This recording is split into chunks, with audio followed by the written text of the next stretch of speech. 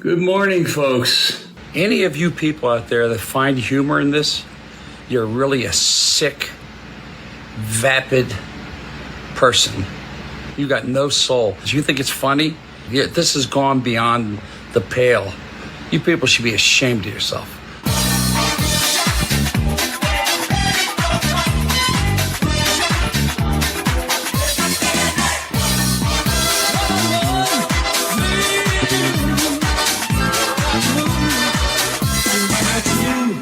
Welcome, everybody. Whether you're watching on Andy's channel, Doug's Nothing channel, or my channel, we appreciate we appreciate you hanging out with us. I am Ryan. With me, of course, is Andy and Doug.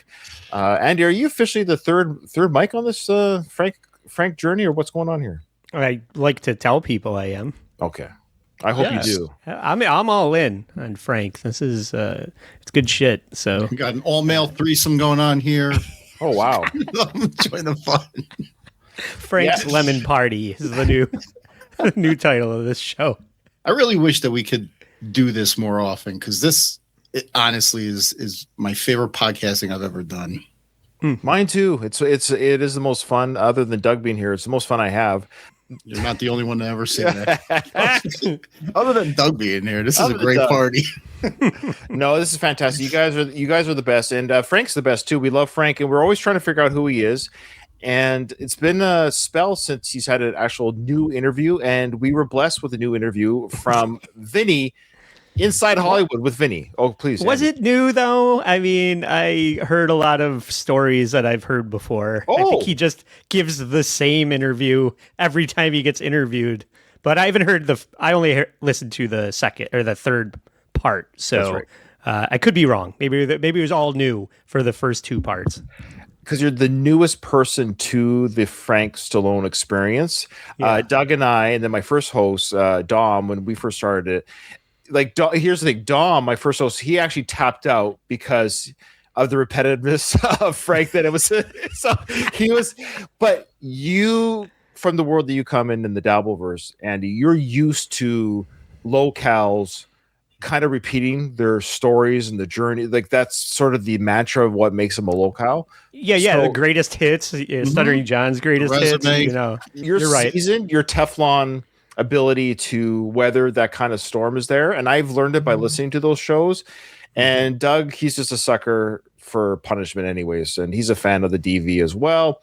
So that's how we met and got to know Andy. So we appreciate you coming on, Andy, and with your expertise. And here's the thing, so this podcast was called, or it is called, Inside Hollywood with Vinny. What was interesting is Vinny thought, maybe rightfully so, that he had such a big get in getting Frank Stallone as a guest that he broke up this one interview into 3 parts. It made our job easy because we got to divide up the workload in 3 parts, part 1, 2, and 3. For context, I have not seen part 2 and 3. Doug has not seen parts 1 and 3, and Andy hasn't seen parts 1 and 2. So we're all going to be reacting to each other's clips. Yeah. So we don't know what each other's going to say. We actually don't know what the other clips are yet as well. But Vinny was he waited 2 to 3 weeks between dropping the episodes, and it's interesting because his numbers went down each time. First episode, the one, so the first diminishing returns. Well, he knows how to keep the fans wanting more. Well, here's what the number count was. So the first video was like 370 views today. Part 2 was 187, and part 3, which Andy's covered today, was 72. Oh no! So it's an interesting kind of visual experience to see how many people are waiting to hear each part of this. People couldn't even bother to listen to part 3 of Vinny's 3-part extravaganza of Frank Stallone. People barely made it past part 1. Half the audience dropped off after the first part.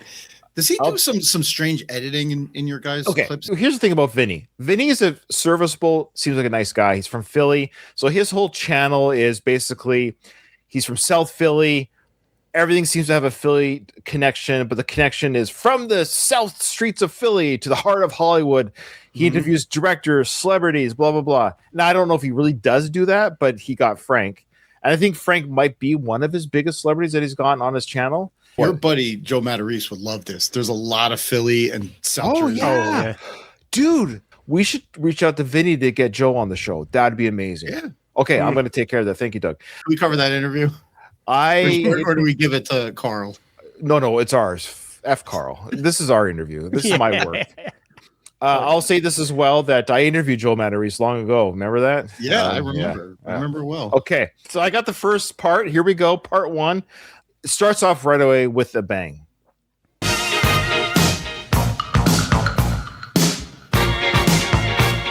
All right, welcome back to another episode of Inside Hollywood with Vinny. Today, we talk a lot on this show about the grind and what it really takes to kind of build something from nothing. On the podcast, they talk about the grind from going from nothing to something. Frank's grind was waiting for Sly to get success. And today, our guest is just that guy. He embodies that old school hustle. You know his voice from some of the most iconic movie soundtracks. What does Vinny say next? What's the iconic movie soundtracks? Oh, I mean, Rocky. His Grammy-nominated hit "Far From Over," which what? Oh, yeah, okay. Staying Alive. Yeah. That's his only credit, except for Take You Back by in the Rocky movie. Did you ever know what it actually peaked at? The way Frank talks about it? Now, the way Frank nominated, so it must be number 1. No. Number 10. Yeah. I'm surprised it got that high. Yeah. I just listened to the other day. Oh, Vinny. I love how you just listened to the other day. Oh, yeah, that song. Okay. he prepped for the interview. And speaking of Doug, you asked, was there anything weird about the editing of this show? Yes. To Vinny's credit, now here's the thing. So it did, I think if you were to listen to this audio only, it wouldn't be that big of a deal. Mm-hmm. But yes, there is. Look, I edit our videos too that we do together after it goes live. I do edit and then do a polished version of, the mistakes we make or whatever it is, or, the ums and the ahs. But we know that Frank talks terribly. So to Vinny's credit, he shortened the pauses, the sneezes, the coughing. Vinny only left in one cough for me. So I know he edited all that stuff out. So I guess good job, Vinny, because it makes our job not as fun, but a little bit easier. I didn't clip it, but in my block, he says, well, Frank is talking about like how much gratitude he has in life. And he says, I have my health other than the stupid cough. And I didn't hear him cough once during my block because I was like, he's editing all the coughs out. Vinny edited it out. So good job, Vinny. His face from classic films like Tombstone and Barfly. He's a world-class. Classic films like Tombstone and Barfly. He starred. The oldie films. Musician, actor with serious grit and passion. He's a Philly guy. Welcome to the show, legendary Frank Stallone. Frank, welcome to the show. Hey, hi Vince. How you doing? Great. It's great to have you. So there you go. There's Vince. That one quick edit there. Mm-hmm. And I want to give a little shout out to our mutual friend, Joe Cortese, for the connecting of the dots, as they say in the business. I want to reach out to that guy to see if he represents Joe Matarese. That's what we should do. Yeah. We get to the third act of this interview, and you're going to realize that Vinny has had every single job you could possibly have. So I don't think he knows what they say in Hollywood. He hasn't been in it long enough. I don't know what he's doing now that qualifies him to conduct this interview, but no, it's not the interview. He runs a podcast called Inside Hollywood. He is Inside Hollywood at Philly's location. Don't you dare question his credentials. It sounds like it's a Planet Hollywood. Like he manages Planet Hollywood is my understanding. But does he actually? We'll see when we get to my part of the interview. Okay. Right. I'll stop interrupting. I mean, the closest I've been to Philadelphia is 2 years ago. Okay, so right away, Frank, this wasn't an edit that I did. Now, I did edit my clip package together, but this is still my first clip, okay? He just started to say right away a question that was asked maybe by Vinny. He just starts talking about Philly, the closest he's been to. It was a weird edit, and I was kind of confused what Frank was speaking to. Maybe 2 years ago. But now he's going to talk about Atlantic City. This is key. He's going to talk about how in Atlantic City, he sold out in Atlantic City. Played the Hard Rock in Atlantic City. We sold it out. It was John Cafferty and Beaver Brown. So he had a co-headlining event with John Cafferty. The reason why they sold out, this was his last gig, big gig, by the way, was this Atlantic City show. It was in 2022. And the reason why it even happened was because it was the first season of that reality show with Sylvester Stallone and his family. And they wanted to get footage of Frank Stallone on stage. And his brother was there introducing Frank to the crowd. Thus, it was sold out. When he says we sold it out, he means him and Sly, not him and his band. Yeah.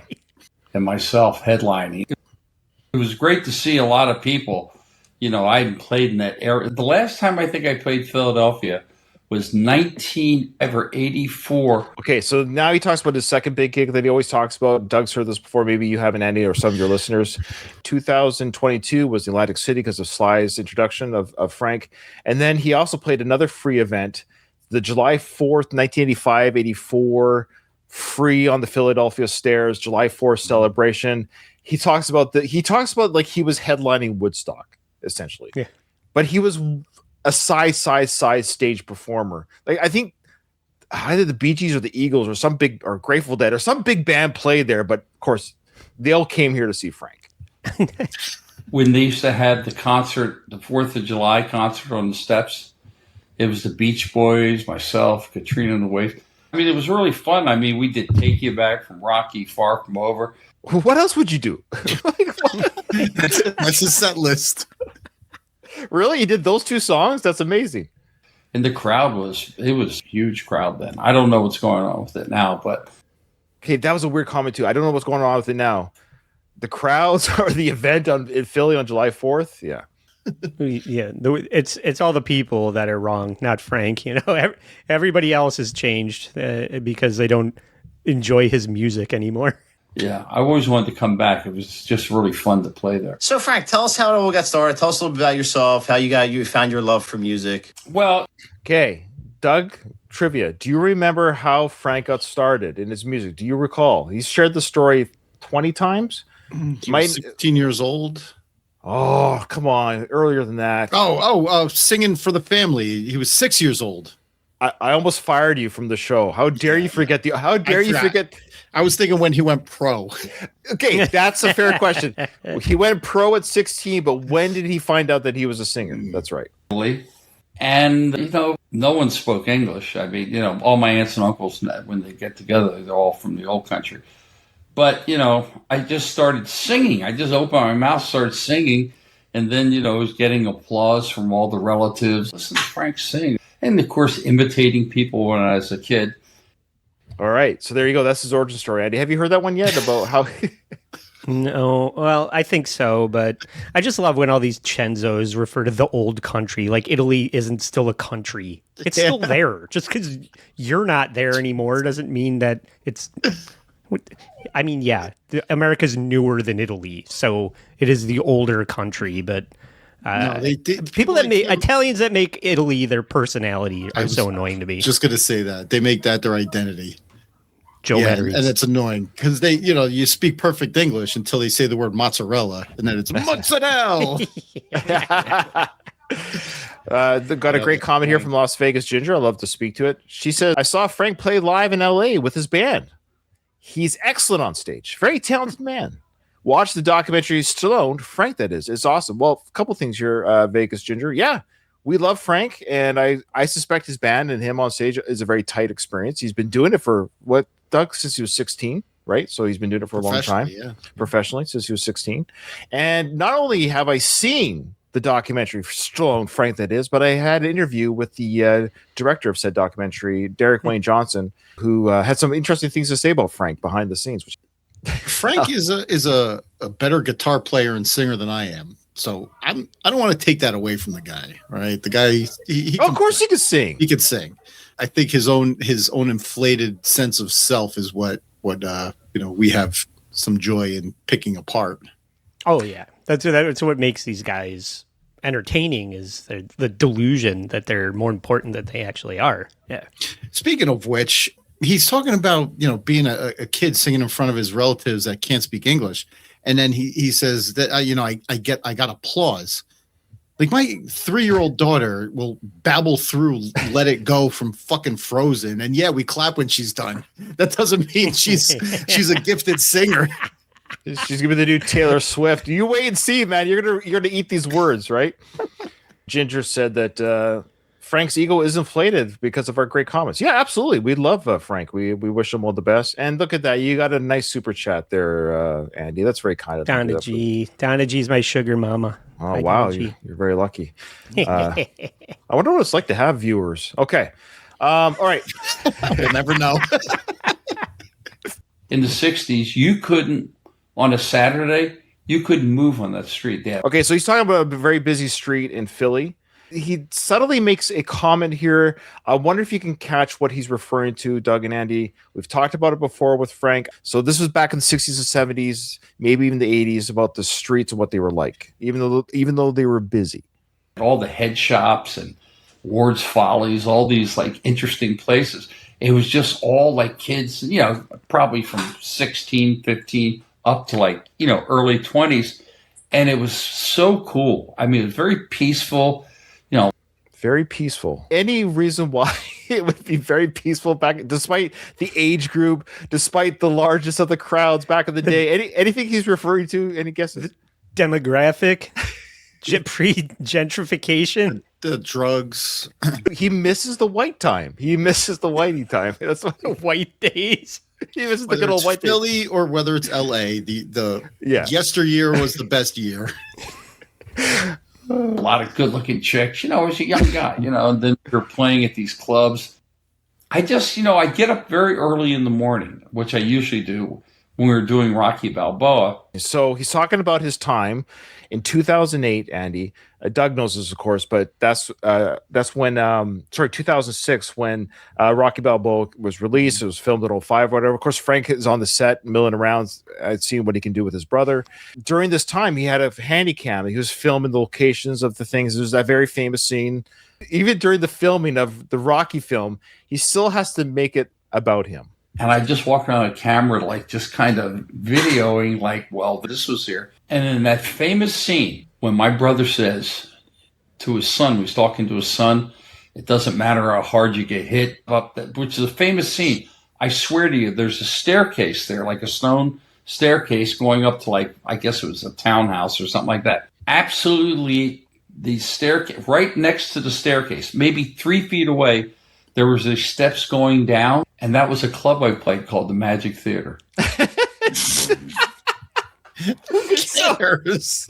He's talking about one of the most iconic quoted scenes in the Rocky franchise. It's not about how hard you hit, it's about how hard you can get hit. Keep moving forward. That big moment that everyone quotes and everyone he plays like, I played at a club right below. Where guys, in the movie King Kong, where the ape climbs the Empire State Building. I've been on that Empire State Building before. Shut up. So it's all about me. You have been on that one? Yeah. I'm never going to watch that scene again the same way, knowing that Eddie's been there. Can I shake your hand? Maybe. So he actually went to where the club used to be, and it ended up being like, it's like a printing press, but he knocked on the door of this printing press or whatever paper company saying, I'm Frank Stallone, I used to sing here. Knocked on the door one day, I think we started in the afternoon, and I said, I'm Frank Stallone, we're shooting this, but this used to be a great club. All the groups played there, everyone. And he goes, really? I said, yeah, it was called the Magic Theater. Then it was called the Artist Hut. And I said, he goes, it was like a printing place. It had no remnants of a club, but it was like the Beatles, like the Cavern. It was like, he just equated his club singing at this location in the Rocky film the same as the famous Beatles location of the Cave or whatever that place was, their first performance. Yeah. Yeah. How does one even connect with the other? That was his metaphor. Yeah. If I had gone on to be mega famous like John Lennon, then people would think of this place the way they think of the Cave in Liverpool or whatever. Yeah, it's not even. I didn't, but if I had, you can imagine it would be significant. Even Vinny is like, I don't know about that. It's a bit of a reach, Frank, but okay. Really cool. And it was so weird. I said, Sly, it's so funny. You're shooting this scene, and it's like a foot away down the stairs from this club. And Sly's like, thanks. I got to literally make this next shot here. Can you move out of the way, please? Fascinating story, Frank. Fascinating. It's amazing too. That was a new one. We've never heard that one before. Video from the 1973, which is interesting, and it shows the Italian market. You had. But now they're talking about the good old days again in the 70s and 80s in Philly and what it was like back then. Have you ever heard of the mayor, Frank Rizzo, from Philly? No. Okay. We're going to learn about him. Isn't that a Jerky Boys character?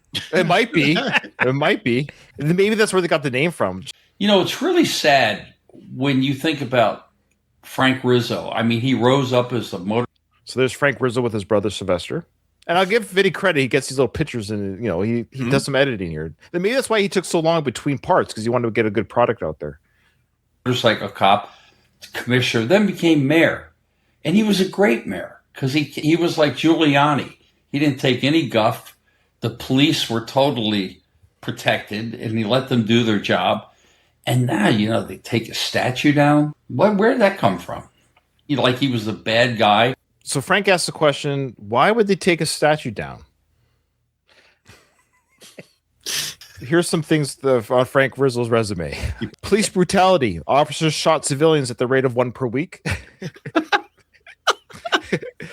Black Panther raid. He ordered a raid. Suspects were stripped naked for the media. Housing discrimination. He blocked public housing in white neighborhoods. Wait, what year are we talking? 70s. 70s? Yeah. Anti-integration, opposed school busing and disintegration efforts. Mm-hmm. His mantra was vote white. Told supporters to vote white in 1978. Corruption. He ran secret police spy rings on political enemies. Inflammatory rhetoric. He says, make Attila the Hun look like a F. I can't say that word. We know. F slur. F slur. This is the man that Frank is confused why his statue might have been taken down. You can have your feelings on it. They took it down so they could put it up in Lubbock, Texas. They wanted it somewhere else. You could disagree with it. You can disagree and say Frank is spot on with all of his mantras, right? But you shouldn't be confused by it. That's not all. There was another statue taken down. Let's check this one out. The Rizzo statue down to me was really kind of disrespectful. Yeah, that was very disrespectful. I mean, Frank deserved better. He deserved better. His legacy. But then you take Kate Smith's statue down. So, have you heard of Kate Smith? Are you familiar with her statue and her issues? Sorry, I don't know all of Frank's racist heroes. It's been recent. Kate Smith's controversy is recent. Okay. But then you take Kate Smith's statue down. I mean, it wasn't for her. Look at her with the flyers and everything. She was an old lady. She was an old lady. What are you doing to poor Kate Smith? She was an old lady. I agree. Even racist people do grow old. Yeah. Some say they're the most racist. But they said she sang a song that was kind of racy. It was kind of racy. Let's see. Well, we're going to take a listen. Racy or racist? Well, it wasn't sexy. In the 20s. Oh, then it's okay. Okay. Here's this old lady. You take her statue down. Here's an old lady. You take her statue down. It's kind of hard to hear the lyrics, but tell me if you can pick them out.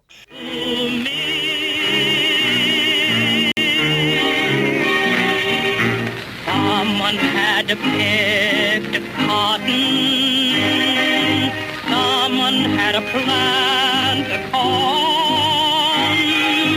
Someone had a slave and be able to sing. That's why donkeys were born. It's a beautiful song that just tells you the history of why they were born. They were literally born to be slaves. That's what the song's about. Someone has to pick the cotton. It's honoring them. That wasn't the only one that she sang. She sang a few. She had a Mammy doll endorsement. She lent her image to a 1939 ad for a Mammy doll based on a racist caricature. But she did sing God Bless America, so all is forgiven. Okay, Here's a fun fact about Kate Smith. You know the phrase, it's not over till the fat lady sings? Kate Smith is the fat lady. Oh, really? Yeah. Oh. Fact. They made that saying based on her. To get back at her for all her racist diatribes. This is very kind of you, Las Vegas Ginger. Great take, guys. Rizzo coined the phrase crumb bum creep. Oh, okay. He did, eh? Oh, you're crumb bum. We get that from the Rocky films, from Paulie. Hey, you crumb bum. Yeah. Okay. Yeah, I mean, I remember as a kid going with my parents to a club called Palumbo's. Little quick anecdote here. Frank's just saying, hey, I used to go to this club. And this is Frank, who, as we can imagine, does not have conversations with people. He just talks to you. So Vinny's about to share kind of a cool personal anecdote, and this is how Frank replies to it. Yeah, I worked there. It was my first job. Palumbo's, and the CR Club was next to it. And I remember my stepfather. Poor Vinny drinks water. I'm embarrassed. Yeah. No, I shouldn't have had this crumb bum on my podcast. Like, if someone says that to you, especially like, oh, that's cool. That's your first place. That's cool. What was it like there? I would ask that right away. What did you do there? What did you do? Sweep the floor? Did you move up? That's kind of a cool story that you worked there. Maybe you worked there when I was there. Nothing. Not even an acknowledgement. Not even like a, oh, yeah? Barreled right through it. And poor Vinny's got to take a drink of water. Like, oh, I got to do 3 parts of this shit. A few years ago, okay, maybe 3-4 years ago, I'm performing at Mar-a-Lago, and we're doing this thing, and Bobby Rydell is there. And Bobby and I were friends. And there's a video, if you go on YouTube, you'll see we're at a friend of ours, Keith Frankel's house, big mansion, in Palm Beach. And Bobby Rydell and I, it's like a giant garden party. Someone gives us a microphone that has a speaker. Nobody gave you the microphone. You snatched it. Or you brought it. He storms the stage with his own microphone. Of course, somebody gives Frank a microphone. You're a singer, right, Frank? Yeah. And we sing along karaoke to Mac the Knife. And my brother says, look at these.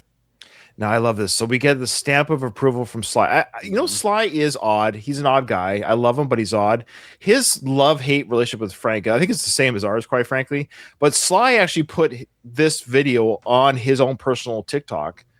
My brother's a pretty good singer. Here is what Frank says Sly said about their singing. Here it is. These guys, no production, just a lawn and a microphone. He goes, you guys sound better than all these guys. I said, we're singing to karaoke. So he's saying that Frank told him that he sounds better than Bobby Darin, who sang it back in the day. You know how in all the Stuttering John crap that you guys cover, it's like Howard Stern is Stuttering John's daddy. Like, he's always looking for his approval. His whole career, always looking for Howard Stern's approval. That's what Sly is to Frank. Sly is Frank's daddy, always looking for his approval. Never forgets a compliment that Sly paid him. That's right. Never forgets a compliment. That's right. Good call. Where's old Maggie? Sonny never trace her in on that sidewalk hump. Sunny morning, lies a body just oozing a life. Can someone sneaking around the corner? Bobby Darin is rolling in his grave right now. Who was singing with him there? That was the other guy, Bobby Rydell. Thank you. It looked like he was snapping out of time a little bit. Oh, yeah, I'm sure he was snapping on the 1 and 3 like a fucking honky. How dare you, Doug? If you're going to insult Frank's musical abilities, I might have to boot you off the show. Documentary on Amazon called Stallone, Frank, that is. Okay, so here he is plugging. So there you go, Vegas Lips. What's your name again? Sorry, Vegas Ginger. Sorry, Ginger Lips. So here's Frank plugging the very thing that you plugged. He plugs it. He talks about that we won. We, not Derek Wayne Johnson. He refuses. By the way, he refuses to name the director of the film, editor of the film, Derek Wayne Johnson. Okay, all Frank did was exist, and Derek did all the work filming this guy. Here we go with what we won. And we won like 6 best documentary awards. You did, Frank? You won that? Good job. Well, how much did you edit? How much did you film? What kind of equipment did you use? But to be fair, yes, it won some awards, but it just gave me a kick when he says we won, like he did anything. He refused to promote Derek, and Derek's an incredible filmmaker. That's why it bugs me. But everyone's in this thing. Frankie Avalon. Drop. My brother. Drop. Arnold. Drop. Danny Aiello. Drop. John Oates from Hall & Oates. Drop. We were in a band together. About 40 people. Everyone. Anybody you could think of. It was like Nicely done. Thank you. That was thank you. That was who was in his film. I love that. He name drops so much, but that was his who was in that film. So Arnold Schwarzenegger was in it, my brother, of course, the usual people that hang out with Frank Stallone in his life. it was the We Are the World of movies. He had the it factor, like Sinatra had the it. Okay, so he's talking about the it factor. He's talking about Elvis, sorry, and then he says Frank had it as well. And he says a very telling thing here about stars. It's very simple and quick. And you tell me if Frank falls into this category. Factor. Elvis had, Michael Jackson had it. It's nothing you can process. It's just you either have it or you don't. There you go. You either have it or you don't. I was hoping he was going to say, I have it. He didn't. He didn't. He mentioned Michael Jackson. I'm just like Michael Jackson is what I heard. Yeah. I mean, he put himself in the same camp as the Beatles. Why not? Tom Bell was one of the greatest producers. Okay. All the stylists. Here, he just talks about his time in the music studio. And he talks about the instrument, the sitar. You've heard of the sitar. I'm sure, Andy, you're very familiar with that, being a musician yourself. Or the sitar, yeah. Oh, that too as well. I didn't realize he was so good at the sitar that I actually found one of his lost tracks. We'll hear that after, but here's the story. Harold Melvin, Delphonics, built everybody. And he said, really? Yeah, I want to hear that sitar. Okay, so here it is. So here we go. Here's a long lost track. I don't think it's been officially released, but here's Frank Stallone. He's not singing on this track. He's just playing the sitar. It's a quick song, but he plays the sitar in this. Tell me what you think of his playing ability.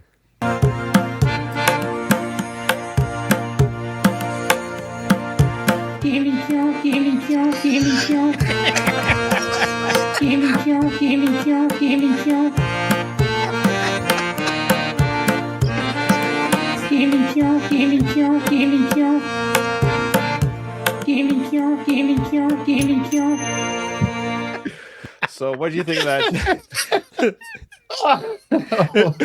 I thought you were going to tell me that he was just hitting it like a drum, that the percussion was him playing the sitar, but you made it extra special. That was fantastic. Okay. I've taken too much time. That's the last one. I don't think we'll end on a high note. So there you go. Frank Stallone on the sitar. I've never heard him play it before, so good job. Oh, man. You really brought the production this week. I try. I'm not as good as Andy and these other TV shows. I'm trying to up my game. These guys are making me better. They're trying. I appreciate it.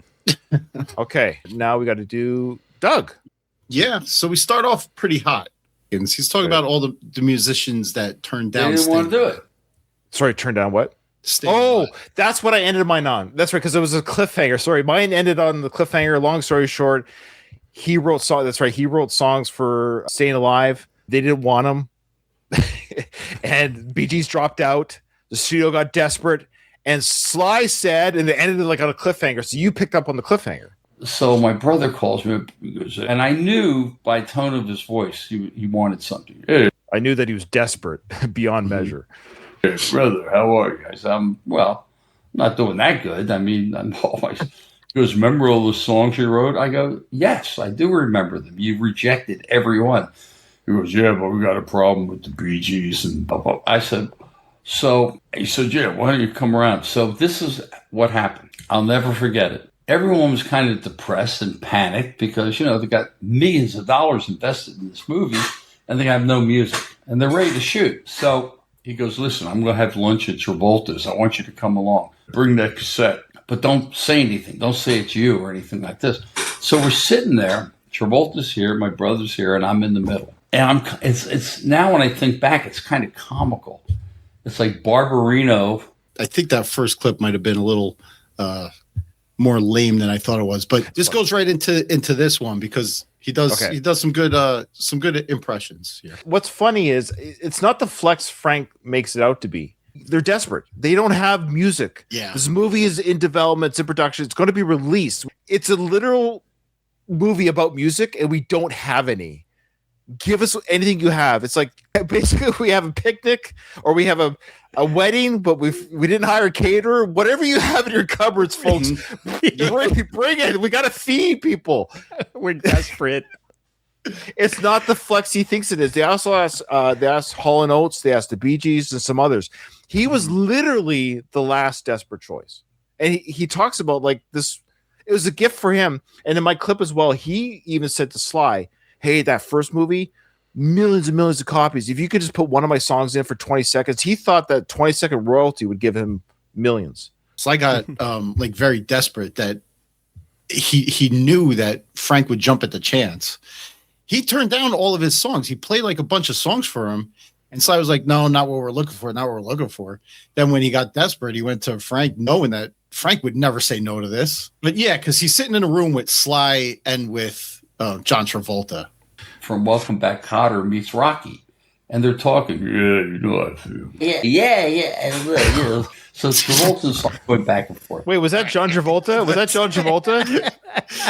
Or was that Joe Pesci? Man, like a clown. I make you laugh like a clown. You got to put in that quote from Goodfellas. He does these impressions. You swear it's the real people. Yeah. Hey, it's me, John Travolta. Hey. That's a great take two with that one, Frank. No wonder Quentin Tarantino hired him for Pulp Fiction. You ever get a Royale with cheese? No, stop. Well, make a long story short, I ended up with like 9 songs and sang live. Me singing them, me performing them. And the next year I'm nominated for a Golden Globe and a Grammy. I mean, it's almost like a Rocky story in a way, like, from nowhere. Came out of nowhere and you went nowhere. Yeah. Yeah, it's the same. If Rocky's brother swooped in and handed him the boxing title, then it would be the same thing. Or one best song, like Rocky won Best Picture, but yours didn't win. Mm-hmm. We're talking Academy Awards. Oh, nice. Oh, we got a classic. Okay, I got to screenshot that. Just give me a second here. A nose wipe? Yeah, that's for the thumbnail. Classic Frank. Okay. Should we all like wipe our noses too? Like, yeah, for the thumbnail. Doug, there you go. Oh my gosh. So my brother gets on the phone and goes, "Brother," I go, "Yeah." I figured, what happened? Someone died? He goes, "You didn't get nominated." "What do you mean I didn't get nominated? It's the #1 record. There's only 5 songs. He goes, "Well, they took my song out and put another song in from Yentl, which is more obscure." I think Yentl went to like 95 with an anchor. I said, "They took my song out and put another Barbra Streisand song in?" Frank, it's Barbra Streisand. You know how those people that run Hollywood just put more Yentl songs in there. There might be a little bit of that at play as well. I'm not going to lie. Do you think that it's at all possible that, Frank, I'm talking to you, Frank, that your song just wasn't that good? It wasn't Academy Award worthy? How dare you? Now we're going to go for about a minute. This entire clip is filled with gold. Okay, strap in, folks. There's some advice that maybe he should take himself. Oh, that's weird. That's weird when people who offer a lot of advice don't take their own. It's odd when that happens. Have you ever seen that? Have you seen that before, Andy? Any of the people you cover on your podcast? Never. Not once. People seem to have all the answers, but their life is shit. It's weird. There's a lot of things that Frank says in this a minute-long clip that should I take notes? Maybe, okay. Yeah. Inside deal. I know, and I tell, I do these, not seminars, but, sometimes online, acting classes, music, and kind of mentor. And I just where are these held? Acting classes. I got to take this class. How much do they cost? We'll take it out of our Frank Stallone patron fund. Yeah. You want to go in this line of work, you better have a thick skin. I started at 15. That's a good thing he's never offended by our show. That's a good thing. Thick skin, right? Yeah. You just roll with the punches, right, Frank? Yeah, that's what I heard with our show. He does that for sure. I didn't have my first hit record till I was 33. That's a long time. It's 18 years of playing dives and dumps, getting no respect, getting dropped from record deals. But what does that tell you? If you're doing this for 18 years, you're not being signed, the crowd doesn't grow, maybe, or you do it for the love of it. That's fine too. But he talks like more should have been given to him. It was always there, but he was never discovered. Mm-hmm. His brother got discovered. Yeah. Well, and that's the thing. Like he, again, fails to realize that kind of a reason why he got discovered the way he did. It's amazing that it's like not enough white privilege. I have all the white privilege, but it still wasn't good enough. I said, but if you don't have a thick skin, the chances of you making it are like slim and none. Especially when you don't have a famous brother who wins the best picture. that really lowers the odds. There's 2% of the people in Screen Actors Guild work, even as an extra work. Forget starring in a movie. So, and I tell people, that can't be a real stat. 98% of SAG doesn't work. Why are they paying into it then? I'm seeing Las Vegas Ginger in the chat saying that Frank is appearing at Paisan Con in New Jersey, Doug. What? September 18th and 20th, Hotel Woodbridge. I'm coming to Jersey for this. You gotta be shitting me. Look at this, Doug. Thanks, Las Vegas Ginger. Holy, yeah, come meet us there. Man, you got like a Frank Stallone table. Doug, look at this, Doug. Breaking news. I'm coming to Jersey. Is that for real? That's for real. In Woodbridge? Yes. I'm coming. We're doing it. Paisan Con? Right. No friggin' way. That is amazing. Yes. Paisan Con. You guys better go. So what is that? What is a Paisan Con? Is that Italian? Paisan. That's like an Italian word for friend. Hey, you're my paisan. Okay. All right. Mm-hmm. You know what? I mean it. I know it sounds weird. Don't quit your day job. Because if you think you're going to come to this town and you're going to light it on fire, you are sadly mistaken. I'm sorry, guys. What? Paisan Con includes a Q&A panel. My God. We can ask Frank questions. Oh. Frank, would you be famous without your brother? Who's your brother again? Remind me. Actually, no. Ask him the biggest question. Who are you? Who is this guy? Who is this guy? Would you come on our podcast? We told him we'll stop this podcast the moment we get to interview him. And a real interview. Not a fake one, Frank. A real one. It doesn't work that way.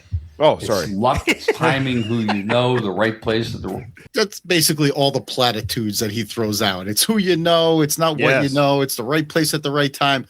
All of the stuff that gave him a career or that made him what he is. Sly's celebrity casts a big shadow. Whoa, okay. Then I learned. I said my brother's celebrity cast a big shadow, and the only reason, and I thought my music was really good. The only reason I was really on those shows was because of, Rocky. Because they didn't really... Whoa. A little self-awareness. Clarity, yeah. Wow. All right. Now, he did say, but you heard what he threw in there just before that, right? Very subtly or very quickly. My music was really good. Yeah. Oh, yeah. Yeah, he wanted to make it clear that my music was good. However... It's his disclaimer. Yes. Yeah. All they did was talk about Rocky. What's it like being Rocky's brother? Would you do this? And then right after Rocky had its run, everything got dropped from the label. Yeah, okay, Vinny, your editing is a little bit. It's like he must be editing every kind of like it's like. Yeah, he's using Opus Clips, that fucking shitty AI that cuts out all of the dead air. Oh, right. So it does have the human touch that I do after we go live, Andy. Right. I don't know if you ever watched my post edits after these shows. It's cleaned up a little bit. The group broke up and everything. And then I just said, okay, this is where it's at. I'm not going to eclipse his career, even though we both kind of made it at the same time. I don't care. Whoa! We both made it at the same time. I made it when he made it, is what he means. Like there's no cause and effect relationship there. Correlation only. Yeah. Yeah. We both made it big at the same time. The audacity, Frank, you had such a moment of clarity just for a second there, then you went back to, But these are the reasons why we love Frank, is for comments like that. Who it is. You could have been the Rolling Stones. If your brother was like Sylvester, you're still going to get it. No. If Mick Jagger and Stallone were both related, they'd be the Stones and Sly. Like it'd be like, oh, that's kind of cool that your brother's Sly, but Mick Jagger would be Jagger. You know what I mean? Like, that's not a comparable comparison. There's a lot of famous brothers out there or siblings out there. They're very independent of each other. Of their own successes, or so that's not true. Mick Jagger would still be Mick Jagger, and Sly would be. It would just be like, what? Really, Sly? That's weird that you guys related. Just a avalanche. It was just some perfect storm, And then at the point I said, well, I was never mad at him. I was never like envious or jealous. I just wanted to do what I did. So from that point on, I said, you know what?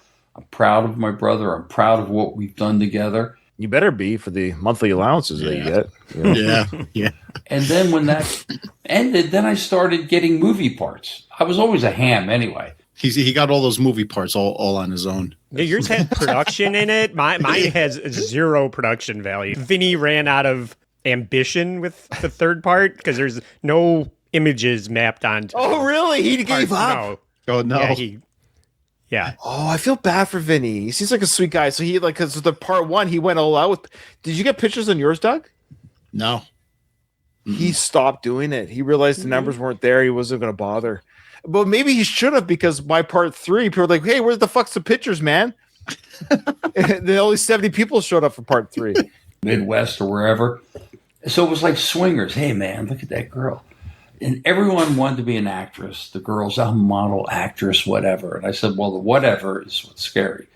Model, actress, but the whatever is kind of like a gray area here. Like he's talking about being in LA and meeting all these Midwestern girls that would come over and, you know, try to make it big. And he's like, oh, I'm trying to be an actress or whatever.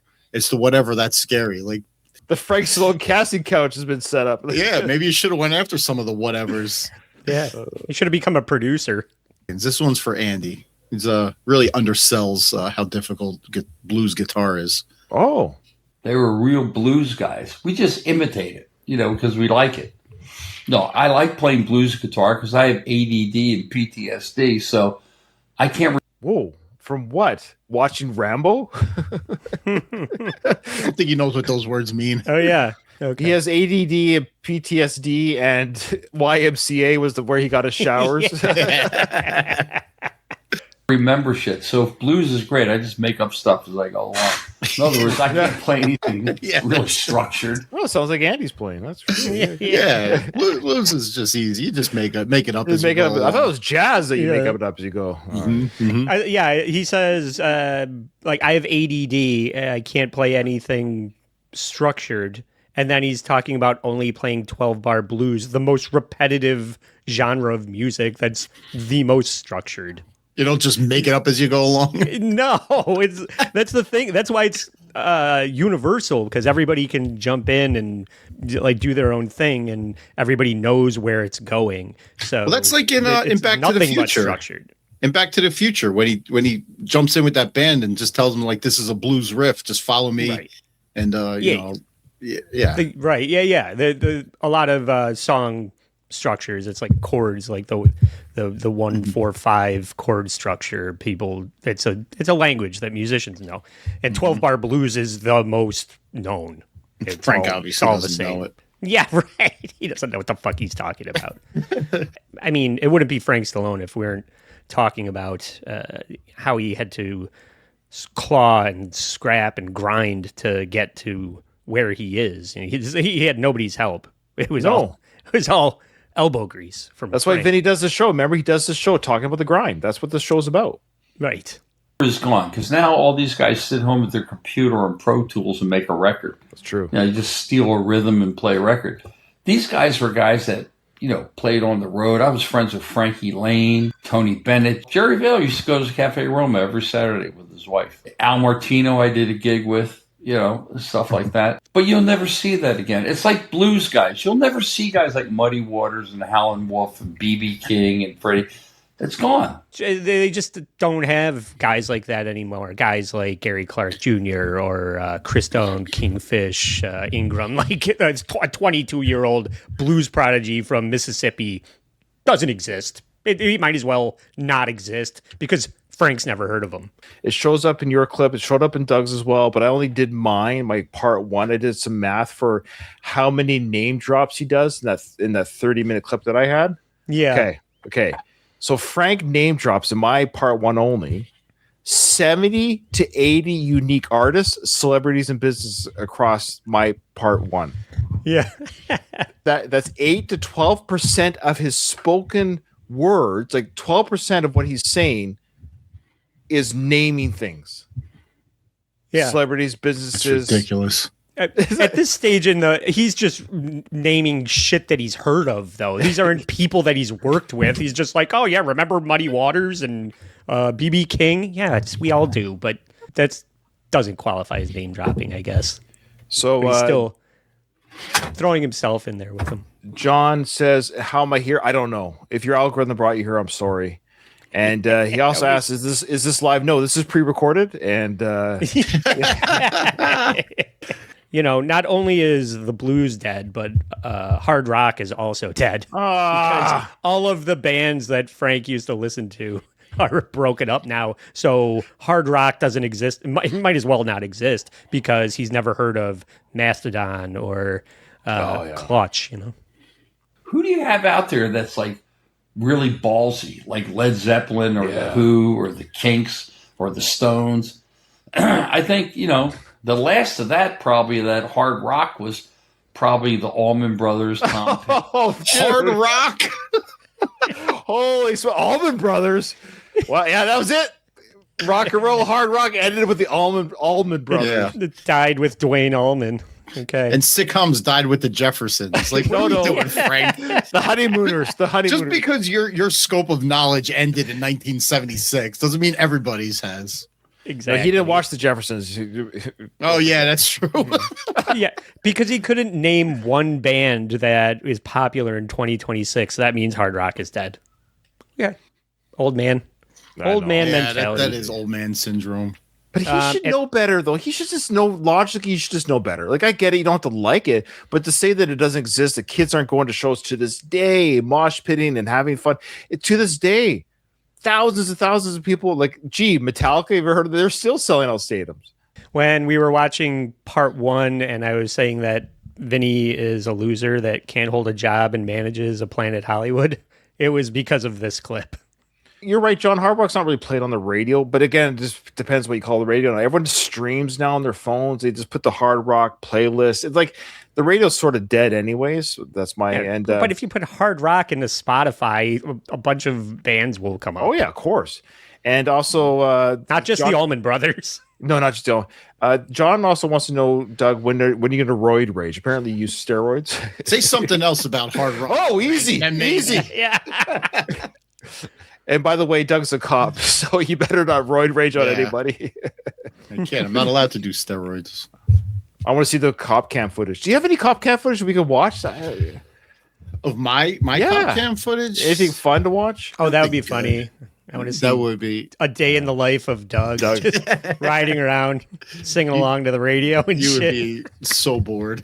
Yeah. Are you eating donuts? You get it? Well, they started putting dash cams in all of the tractor trailers when I was still truck driving. Oh. Everybody was getting upset about it, and I said, "You're not going to see much more than me picking my nose and singing off key. It's going to be embarrassing for you to watch." So. But it did suck. I hate that shit. Mm-hmm.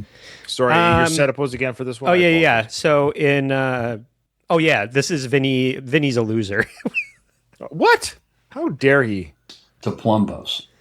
Yeah. And then, all those great restaurants like Bookbinders. Yeah. I worked there. Did you really? You were I worked at all the neighborhood places. I worked at Palumbo. Oh, he mentioned that he did respond to this one. Remember in my clip, he didn't respond to where he worked. So to Frank's credit, he tagged that you worked. It's easier for him to say the places he didn't work. It was Dante and Luigi's, Ralph's. I worked at all those places. And then I worked at Bookbinders, Four Seasons, the Ritz-Carlton. I worked at, Yeah, Vinny, can you hold a job? Keep getting fired? Yeah. I was going to say, what was your job there, Vinny? Busboy, line cook. They kept catching me stealing from the till. So, okay. All before I was 15. These are the jobs I just called this clip The Big Time. Oh. These shows with my band when I was 15, 16. One show, we had to get up at... Okay, is he talking about the age of 15, 16 again? Is he talking about his first professional... Okay, we're back to his professional days at the beginning. Okay. 4:30 in the morning. Oh, yeah. It was a farm report show called The Bill Bennett Show. It was a rock band. This is like a farm show. We did that. And then we did a show called Aquarama. In South Philly, there was it was like kind of like a SeaWorld inside. Look, it ended on the cough that was coming. Damn you, Vinny! Yeah. Yeah, I was thinking the same thing. All these edits are trimming out all of his respiratory problems and drippings and coughings and all the funniest shit. Vinny was kind to Frank with this edit. Oh, John how has Frank had a career? Well, welcome to the show. That's what we've been trying to figure out. You know, everybody knows. Everybody knows. Here's the hint. Look into his last name. Hey, John Travolta. Come on, I think his impression of the sitar was the best one, though. That was good. That was the best. We've made it, man. Local TV. Aquarama, the Bill Bennett show. I mean, unless you were a farmer, you didn't see the Bill Bennett show. Yeah. And it's just like, hey, look at me. I'm playing to a bunch of hayseeds while I'm standing in a pile of horse shit. I've really made it as a musician. Playing on cable access TV at 15 years old doesn't make you, doesn't mean you made it. He was a professional, Doug. Don't you insult his professional beginning of his career. Fuck, man. Jeez. That's where Stallone got the idea for Rhinestone, right? Because of Frank's career. It was Sly's horrible attempt of saying, if my brother can sing, so can I. Yep. Yeah. Drinkenstein. Still better than anything Frank's done. Drinkenstein. When we were talking about Frank's rise and grind routine, apparently that is going to the gym and being the world's biggest douchebag at the gym. So yeah, he's called women fat there. Fat Why are you shaming. here? So let's see what he does here. Okay. Honest to God, I go to the gym. I get up up. It's really weird for a musician. I get up at 5 in the morning. I'm in the gym sometimes at 5:30. What? What does that even mean? The musicians don't get up early? He acts like he's on the road still. Like he's on the tour bus, getting laid by women, snorting coke off their butts. And it's like, me get up at 5 in the morning. Are you kidding me?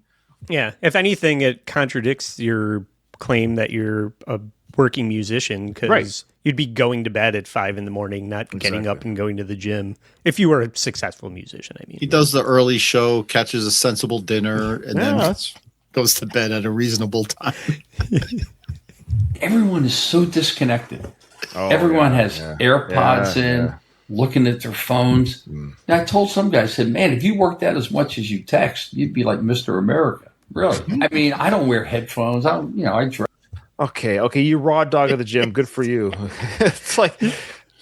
So you listen to that poppy shit that the gym plays. Good for you. Wearing combat boots. I don't care. Boots at the gym. He was wearing them? Yeah. That's what he said. He was wearing the combat boots? I told some guy, I said, man, if you worked out as much as you text, you'd be like Mr. America. Why would you say that to anybody? Would you really go up to somebody and say, maybe he's messaged his wife saying I'm coming home, or the kids say, like, none of your business why I'm talking to somebody. Yeah. Like, I'm sorry. I just got the news. My mom has cancer. Thanks for thanks for the words. Dickhead. Really? I mean, I don't wear headphones. I dress, wearing combat boots. I don't care. Yeah, so he wears combat boots at the gym. Yeah, cool. High school students wear Crocs at the gym. He probably wears cool those, as them.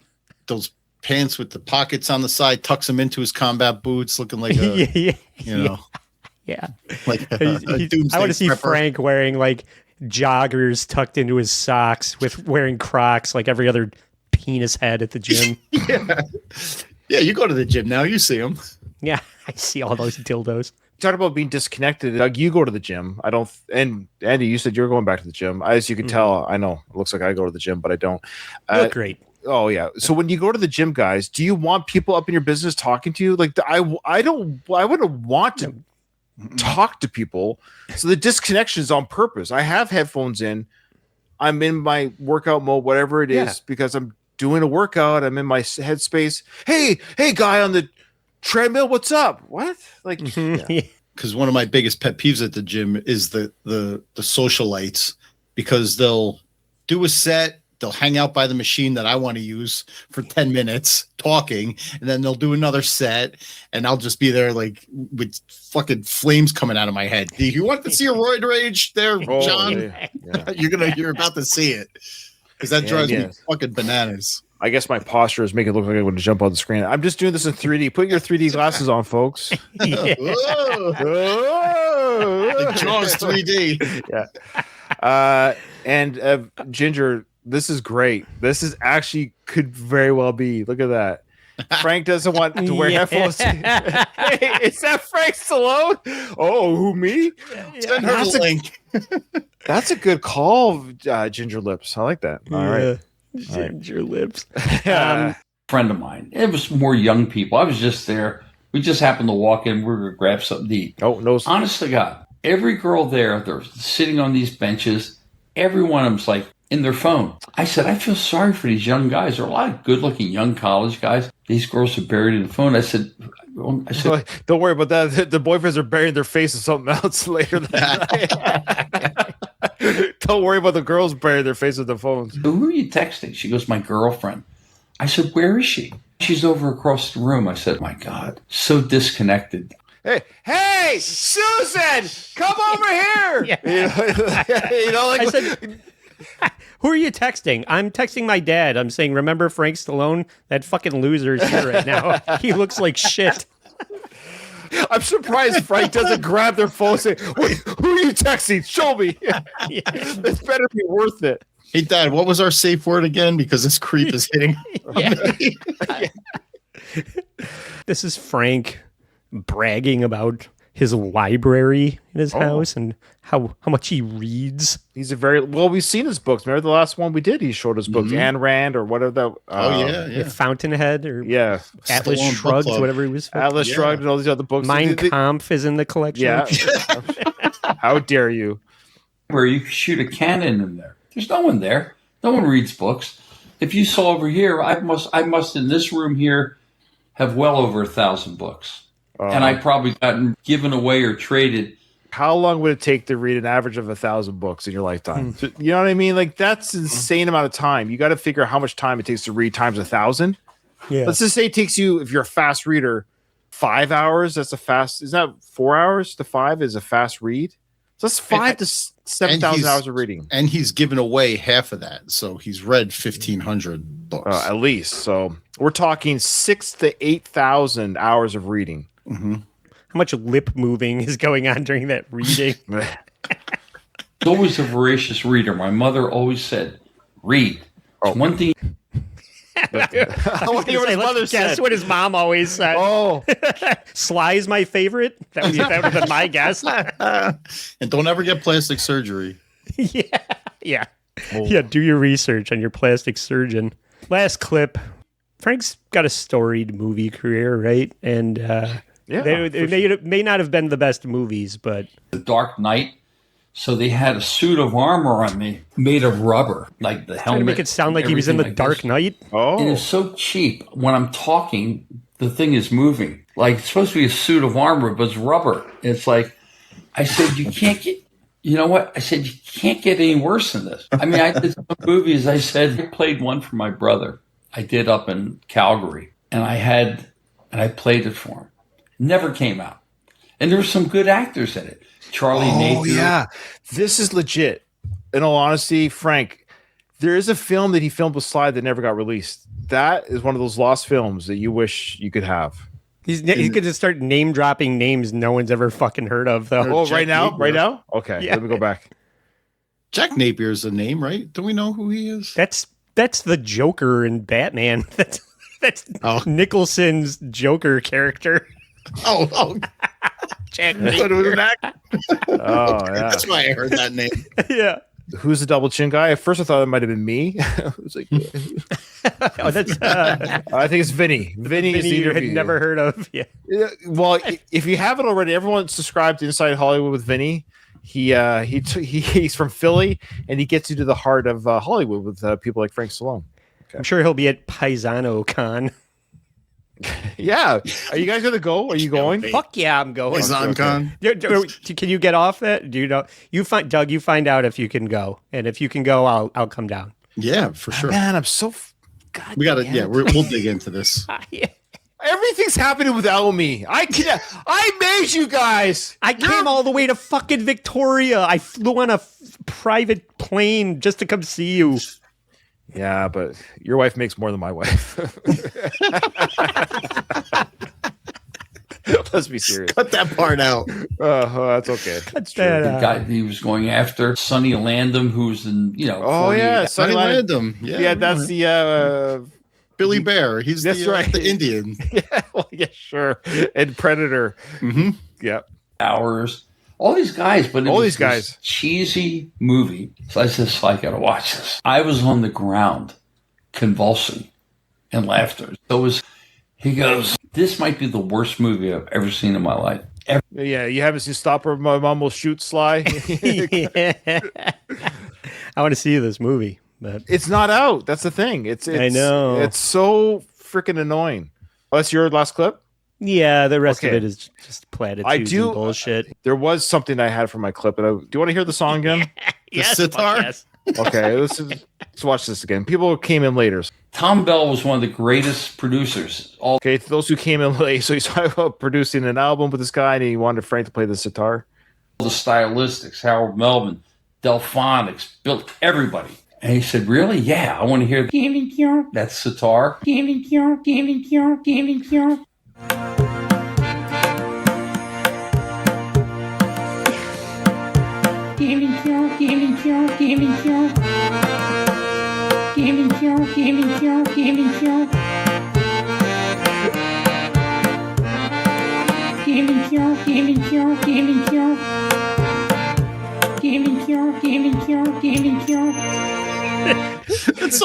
That needs to be the new theme song for the show. Yes, that's the intro. That's the intro.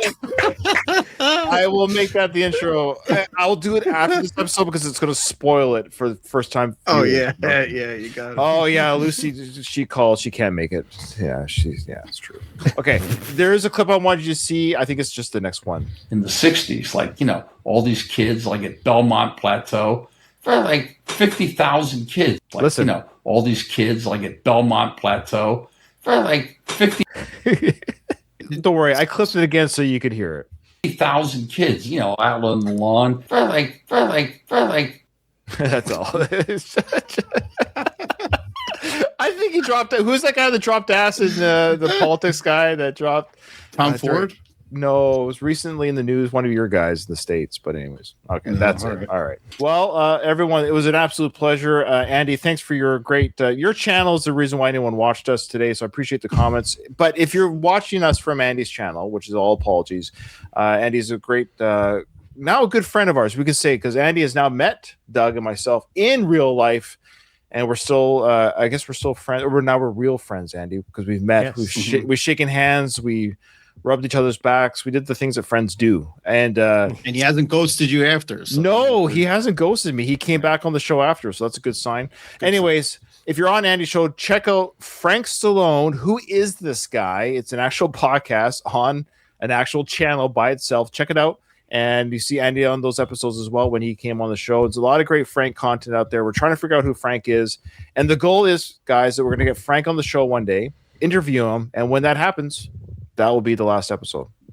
Mm-hmm. All right. Andy, do you want to plug anything on your channel about you?